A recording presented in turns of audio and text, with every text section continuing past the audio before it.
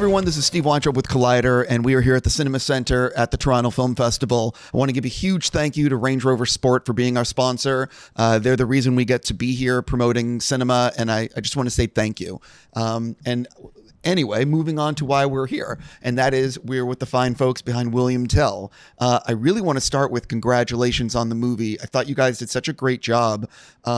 And I hate asking the generic thing at the beginning, but no one will have seen the movie yet. So how have you been describing the film to friends and family? To friends or to just describing the movie generically? Sure. For the people that don't know much about him. So in a sense, what we've done is we've made, almost gone back in time and made a traditional action film, but with, if you like, a purpose in the sense that it's talking about the idea of individual liberty.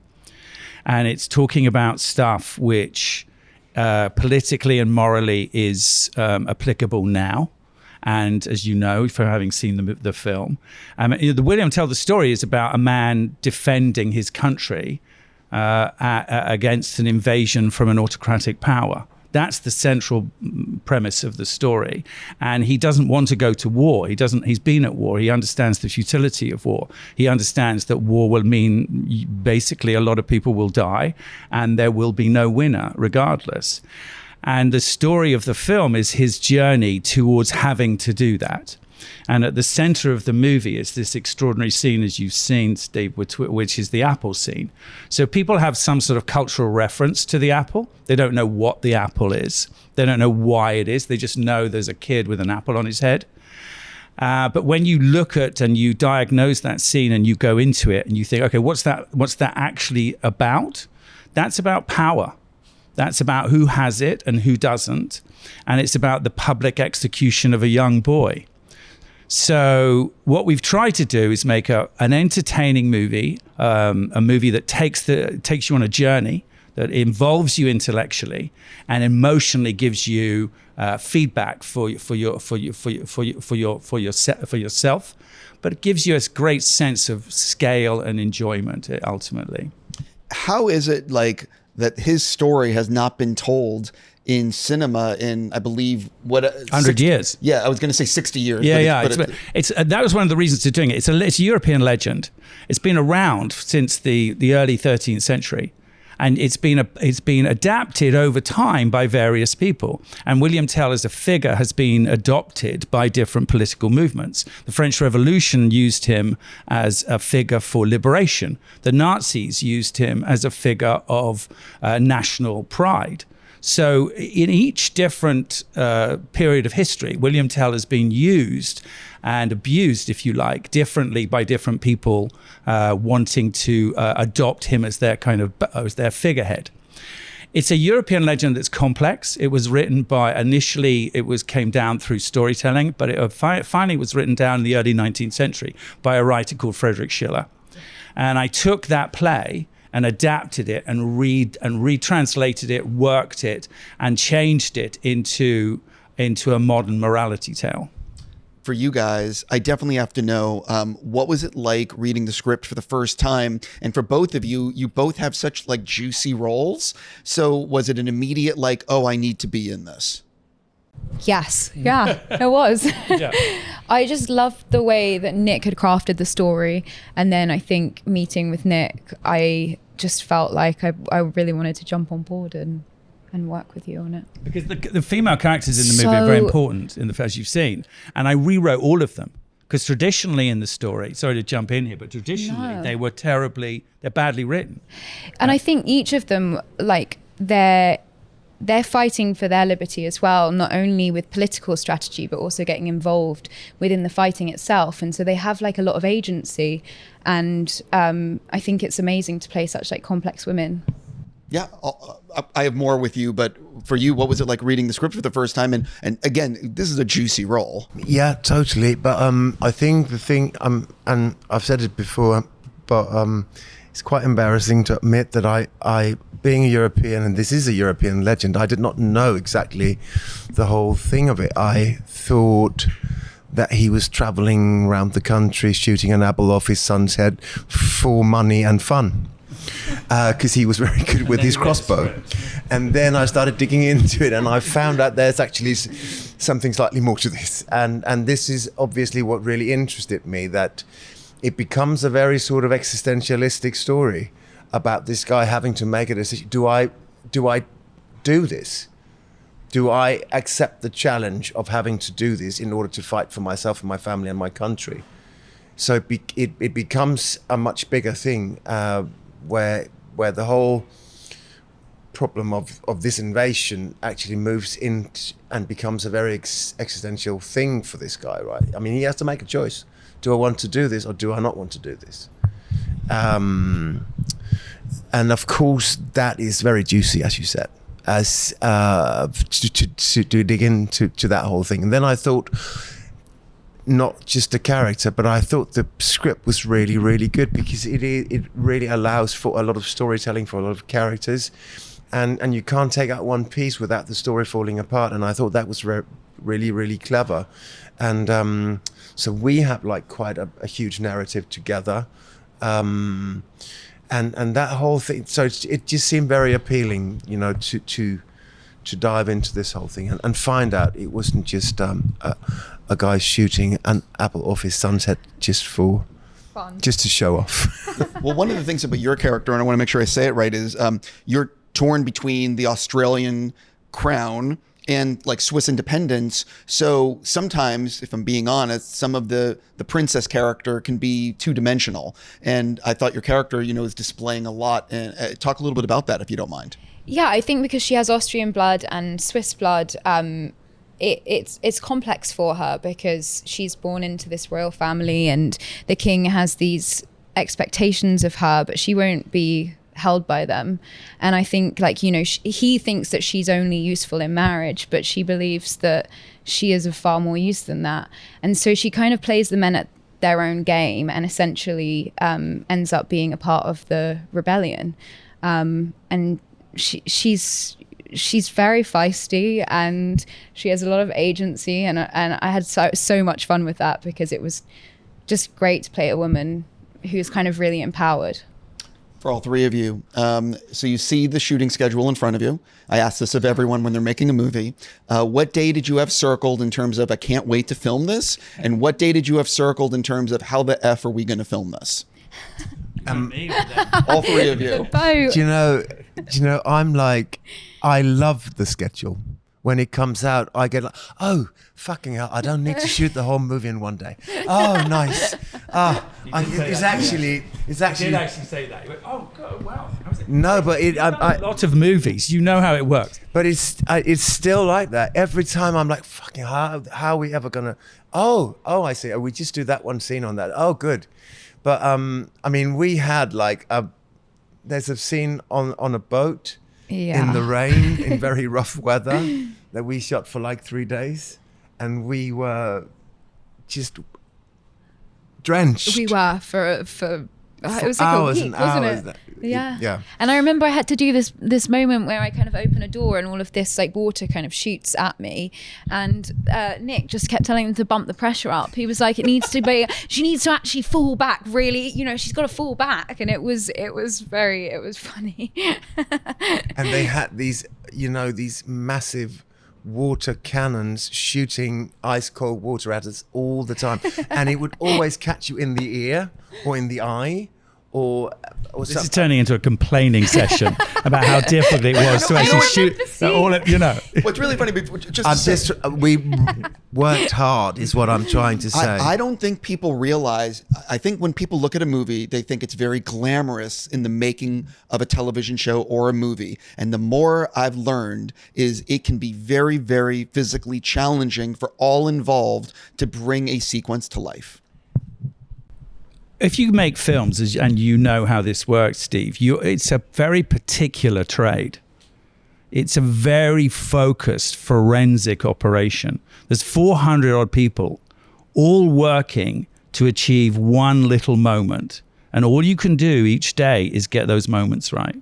As Claes says, you don't make the whole movie in one day. You don't do that. You focus on that brick in that piece of the wall at that moment. And to answer your question about what do you, as a director, you focus your attention on the scenes that matter. The Apple took a week to film on its own. Just that one That's scene. also an incredibly important scene.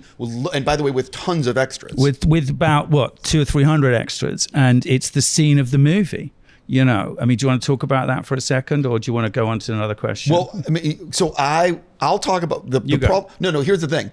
I try not to get into too many of the specifics of a film. Because otherwise they don't, because it's so early, people haven't seen the film. Yeah. So like, believe me, I want to talk about like that. And I'd love to talk about the third act. Yeah. But it's no one has seen it yet. So it's more of a, I hate saying the word superficial, but it's a little bit more superficial because of, you don't want to spoil things, but the Apple is just, everyone knows it. Or most people know the story. But it is, they do know it, but they don't, Steve. They don't. The Apple scene is one of the greatest scenes ever written down by any dramatist in any context. It was written down by Schiller in 1807. He crafted that scene. That scene's about the public execution of a young boy in front of a crowd of people by his own father. That scene is about autocracy taking over a simple village, a simple way of life. It's the decimation of one life as opposed to another. It's an extraordinary piece of writing, and at the center of it is this dilemma. If he shoots this apple and he kills the kid, then he's lost. And Gessler, who's the autocrat making him do that, has significantly made him do this in front of the population. Therefore, the population will bow to Gessler. If he shoots the apple and he doesn't do that, then the population rises and joins the resistance around Tell. That's the dilemma of the scene, and it plays out at the core, the beating heart of the movie. Every character of the movie comes into that scene, and it's 25 minutes long. And it's about now, Steve. It's about what is going on now. It is about the execution of power. 100%. I want to actually go into, I talk to, when directors come through, I always talk about editing, because editing will make or break a movie. And it's also, the performances, it's everything. So talk a little bit about how the film possibly changed in the editing room in ways you didn't expect. And for you guys, what was it actually like watching the film for the first time? Because you know what you've done on set, but you really don't know what it's going to be until you actually watch it. But talking about editing, I thought that was actually the first thing I wrote to Nick when I read it. No, when I saw it, because I was sent a link. I was somewhere else, and then I saw it, and that was the first thing I said to you. Big congrats on the editing, because I think there are actually a lot of really big characters in this. It's not like just the two of us sitting here. It's like a story of so many, so it's kind of complex, and to find that whole, to allow all these stories to sort of like find their way here, and all of them come into their own right. I think that's really brilliantly done, and I wasn't sure if how that would all go, because in that sense it seemed when we were shooting, oh my God, now we're shooting this part of the story, and is it all going to connect? And I that was actually the first thing I thought when I saw it, that it's actually come into a really, it's to its own thing, yeah. What was your reaction watching it? It was incredible to see it on the screen, particularly like just visually to see the scenery. I mean, it's incredible. Like, our DOP was just, he's amazing. Jamie is incredible. And so to see what he'd shot, I think, yeah, it was great. Well, look, here's the thing. When you start, if you write it, it's probably one of the first things I've written, I wrote years ago, but there's the first, you start with a huge canvas, Steve. You start with a massive piece, and you also overshoot, and you write when you're shooting. So you for example, you'd see an actor working in a certain way. The advantage of writing and directing is you can write your own material as you're shooting. You don't get extra time. No one's saying, okay, this scene was 2 pages, it's now 4 pages. Oh, great, have another couple of days to shoot. No, that doesn't work. You still got to shoot it in the time you've allocated. But what it means is you can respond organically as you're making something as a director to an actor's performance. So you can see, okay, that relationship with that person is working very well. I'm going to exploit that more. I'm going to make that bigger. So the point about shooting is that you harvest everything. If you edit when you're shooting, you're an idiot. You need to harvest everything. You need to get every bit of performance, every bit of acting, every bit of dialogue you can get out there, because you're going to take it into an edit room and you're going to sit there for 3 or 4 months and try and shape that thing. So your job as a director is to give yourself options when you're in the edit room and not to preclude options before you get there. So I am curious, though, how did the film change in the editing room in ways you might not have expected? Massively, because there's 2 movies in there, right? There's 2 films. I mean, when the first cut was 3.5 hours, 4 hours. And that's like an assembly cut. So that's an assembly cut. Yeah. So you take an hour off straight away. You get rid of all the dross, and then you're at 3 hours. And then you got to and you want this movie to play around 2 hours. So as you cut more stuff, it becomes more and more difficult. And you're aware that you can play at different movies. Like, I could have just made that a straightforward action picture. I could have cut another half hour off, as Claes was saying. You could have got rid of some of the different characters, but the movie would not have had the same depth. It wouldn't have had the same complexity. Can I ask how much? Because I don't know the financiers, I don't know who, that kind of stuff. But often you'll have people that are saying, okay, if we can get this to 140, it's even better. Yeah. But it's those 30 minutes from 140 to 210 that make the movie. But I think you're right. And look, cinema is in let's not beat around the bush. We're in a slight crisis. All right, people aren't going. They're not going to the movies in the same way as they were. They're watching it in different ways. There's a complete mutation of the way we are receiving our content, especially in movies right now. I wanted to make a film that I could stand by as a mass piece of entertainment, that also had an intellectual heart to it, that also had a moral story behind it. And that's the kind of movies that we should be making. This is the kind of picture the studios would have made 20 years ago. They'd have made 10 of these movies each in a year. And now they make $150 movies, and they make 4 of them. Yeah. They should be making $10, $40 million movies. The business has changed. You see that? You have these people sitting on your couch all day long. If we don't reassert our rights, if we don't come back and create the content that we know needs to go out there, if we constantly bow down to, oh, this is how you're going to have to do this, or this is how you're going to sell your movie, or this is where your movie is going to be placed, dude, we're over. All right? It'll all be run by AI. Yeah, believe me when I say I have so many, I agree with you on so many things. And I also think that it's just important. One of the reasons that I'm so thankful to be here at the festival is we have 45 films coming through, and I love being able to help support all of these projects. But they need to get distribution. Now, half of those movies won't get seen, Steve.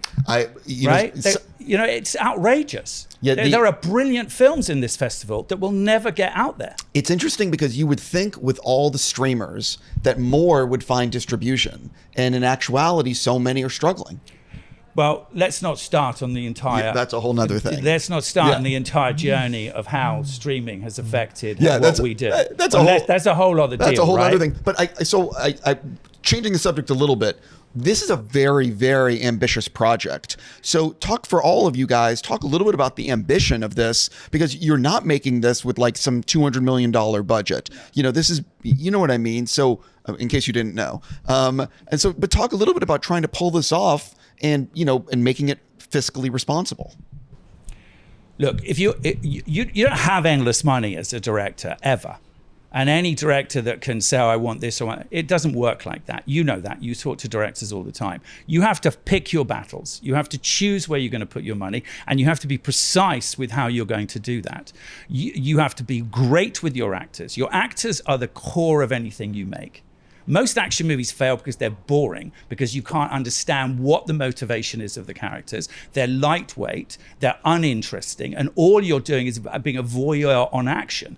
That is ridiculous. That's not proper movie making. That's just action, people jumping out of cars. Movie making is about embracing the action with the drama, making the characters of that drama be conscious, be aware, and you have an involvement in that process. Yeah, also, and I've said this again and again, if you don't care about the people you see on screen, it doesn't matter what else happens. Exactly, you don't care if they jump off a bloody train and fall off. Who cares? Yeah. You're just watching it and eating.